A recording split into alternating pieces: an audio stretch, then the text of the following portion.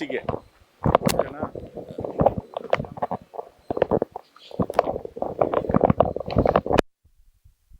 ಸೋಮವಾರ ನೂತನ ಸಚಿವರು ಪ್ರಮಾಣ ವಚನ ಸ್ವೀಕಾರ ಕಾರ್ಯಕ್ರಮ ಬದಲಿಗೆ ಫಿಕ್ಸ್ ಆಗಿದೆ ಅಂತೆ.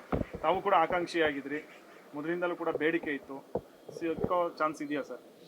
ನೋಡಿ, ಮೊದಲೇ ಲೀಸ್ಟ್ನಲ್ಲೇ ನಾನು ಬರಬೇಕು ಅಂತ ಆಸೆ ಪಟ್ಟಿದ್ದೆ. ಮೊದಲೇ ಲೀಸ್ಟ್ನಲ್ಲಿ ತಪ್ಪೋಯ್ತು. ಎರಡನೇ ಲೀಸ್ಟ್ನಲ್ಲಿ ಆದರೆ ಕೊನೆಗೆ ಬರುತ್ತೆ ಅನ್ನೋಂಥ ನಿರೀಕ್ಷೆಯಲ್ಲಿದ್ದೇನೆ. ಯಾಕಂದರೆ ಸುದೀರ್ಘವಾಗಿ ಕಾಂಗ್ರೆಸ್ ಪಾರ್ಟಿಯಿಂದ 1981ರಿಂದ ಗುರುತಿಸ್ಕೊಂಡಿದ್ದೇನೆ, ಈಗೇನು ಹೊಸದಲ್ಲ. 81ರಿಂದ ನನ್ನ ಕಾಲೇಜ್ ಜೀವನದಿಂದ ಮುಗಿದ ನಂತರ ಕಾಂಗ್ರೆಸ್ ಪಾರ್ಟಿಯಲ್ಲಿ ಗುರುತಿಸ್ಕೊಂಡಿದ್ದೇನೆ. ನಾನು ಹಲವಾರು ಪಕ್ಷದಲ್ಲಿ ಇರ್ತಕ್ಕಂಥ ಹುದ್ದೆಗಳನ್ನು ಕೂಡ ಸ್ವೀಕಾರ ಮಾಡಿ ಕೆಲಸವನ್ನು ಕೂಡ ಮಾಡಿದ್ದೇನೆ. ವೈಸ್ ಕನ್ವೀನರ್ ಕಿಸಾನ್ ಸೆಲ್ ಆಗಿ ಕೆಲಸ ಮಾಡಿದ್ದೇನೆ.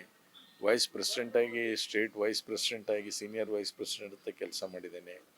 ಸಾಕಷ್ಟು ಇವತ್ತು ಬಳ್ಳಾರಿ, ಬೆಳಗಾಮು, ಬಿಜಾಪುರ, ಧಾರವಾಡ, ಹಾವೇರಿ, ಗದಗು ಎಲ್ಲೆಲ್ಲಿ ನನ್ನನ್ನು ಅಬ್ಸರ್ವರ್ ಆಗಿ ಕಳಿಸ್ತಿದ್ರು ಅಲ್ಲೆಲ್ಲ ಕೂಡ ಯಶಸ್ವಿಯಾಗಿ ಪಕ್ಷದ ಪರವಾಗಿ ನಾನು ಕೆಲಸ ಮಾಡಿದ್ದೇನೆ. ಇದು ನನ್ನ ಪಕ್ಷದ ನಿಷ್ಠೆ ಮತ್ತು ಸೇವೆ ಮಾಡಿದಂಥ ಆ ದೃಷ್ಟಿಯಿಂದ ನಾನು ಕೊಡಲೇಬೇಕು ಅನ್ನುವಂಥ ಬೇಡಿಕೆ ಇಟ್ಟಿದ್ದೀನಿ. ಅತ್ಯಂತ ಉತ್ತರ ಕರ್ನಾಟಕ ಭಾಗದಲ್ಲಿ ಇವತ್ತು ಸೀನಿಯರ್ ಇದ್ದೇನೆ ಅನ್ನುವಂಥ ಮಾತನ್ನು, ಯಾಕಂದರೆ ಡಿ ಕೆ ಶಿವಕುಮಾರ್ ಅವರು ನಾವು ಒಟ್ಟಿಗೆ ರಾಜಕಾರಣ ಪ್ರಾರಂಭ ಮಾಡಿದ್ದು. ನಾನು ಕೋಆಪ್ರೇಟಿವ್ ಮೂಮೆಂಟಿಂದ ಬಂದಿದ್ದೀನಿ, ಅವರು ಕೋಆಪ್ರೇಟಿವ್ ಮೂಮೆಂಟಿಂದ ಬಂದಿದ್ದಾರೆ.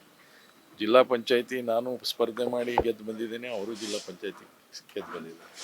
ನಾನು ಎಮ್ ಎಲ್ ಎ ಆದೆ, ಅವರು ಎಮ್ ಎಲ್ ಎ ಆದರು, ಅವರು ಮಂತ್ರಿ ಆದರು, ನಾನು ಮಂತ್ರಿ ಆದೆ. ಅದರ ದುರ್ದೈವ 2 ಬಾರಿಗೆ ನಾನು ಸೋತೆ ಅಷ್ಟೇ. 94ರಲ್ಲಿ ಸೋತೆ, 2018ರಲ್ಲಿ ಸೋತೆ. ಅದು ಬಿಟ್ಟರೆ ಸತತವಾಗಿ 99.99 ನಿರೀಕ್ಷೆಯಲ್ಲಿದ್ದೇನೆ. ಸರ್, ನಿಮ್ಗೆ ವಿರುದ್ಧ ಷಡ್ಯಂತ್ರಗಳಾಗ್ತಿದೆ ಅಂತ ಮೊದಲಿಂದಲೂ ಕೂಡ ಇದ್ದೇ ಇರುತ್ತೆ ರಾಜಕಾರಣದಲ್ಲಿ. ಯಾರು ನೋಡಿ, ತಮ್ಮ ಬೇಡಿಕೆಗಳನ್ನು ಇಡುವಾಗ ಷಡ್ಯಂತ್ರ ಮಾಡ್ತಕ್ಕಂಥದ್ದು ಸಹಜ. ಆ ಷಡ್ಯಂತ್ರ ನೋಡ್ಲಿಕ್ಕೇ ಕೂತಿದ್ದೀವಿ. ಈಗ ಎಷ್ಟು ದಿವಸ ಅಂತ ಸಮಾಧಾನದಿಂದ ತಗೋಬೇಕು? ನಾನು ಪಕ್ಷದ ವಿರುದ್ಧವಲ್ಲ ಅಲ್ಲ, ಪಕ್ಷಕ್ಕೆ ಹಾನಿ ಉಂಟು ಮಾಡ್ತಕ್ಕಂಥ ಷಡ್ಯಂತ್ರ ಮಾಡ್ತಕ್ಕಂಥವ್ರು ಏನಿದ್ದಾರೆ ಅವರು ಎಷ್ಟರ ಮಟ್ಟಿಗೆ ಯಶಸ್ವಿ ಆಗ್ತಾರೆ ಮುಂದೆ ಅನ್ನೋದು ನೋಡ್ಲಿಕ್ಕೆ ನಿಂತಿದೆ. ತಾವು 40 ವರ್ಷಗಳ ರಾಜಕಾರಣದಲ್ಲಿ ಪಕ್ಷ ಯಾಕೆ ಸರ್ ನಿಮ್ಮನ್ನು ಕೂಡ ಗುರುತಿಸಿ ನಿಮ್ಗೊಂದು ಸ್ಥಾನಮಾನ ಕೊಟ್ಟಿಲ್ಲ? ಹೇಳಿದ್ನೆಲ್ಲ, ಹಿರಿಕರಿದ್ರು ನಮ್ಮ ಜೊತೆ ಮುಂಚೆ, ಅವರಿಗೆಲ್ಲ ನಮ್ಮ ಬಗ್ಗೆ ಪರಿಚಯ ಇತ್ತು. ಈಗೆಲ್ಲರೂ ಏನಪ್ಪ ಅಂದ್ರೆ ಬಂದಿದ್ದಾರೆ, ಅವರೆಲ್ಲ ಮಾಹಿತಿ ತರಿಸ್ಕೊಂಡಿದ್ದಾರೆ.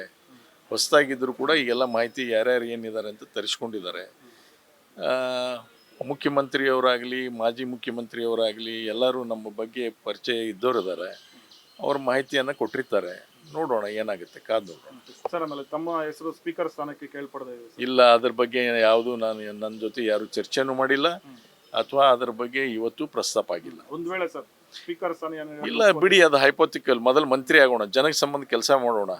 ಏನು ರಿಟೈರ್ಮೆಂಟ್ ಇಷ್ಟು ಬೇಗ ತಗೊಳ್ಳೋದು ಬೇಡ.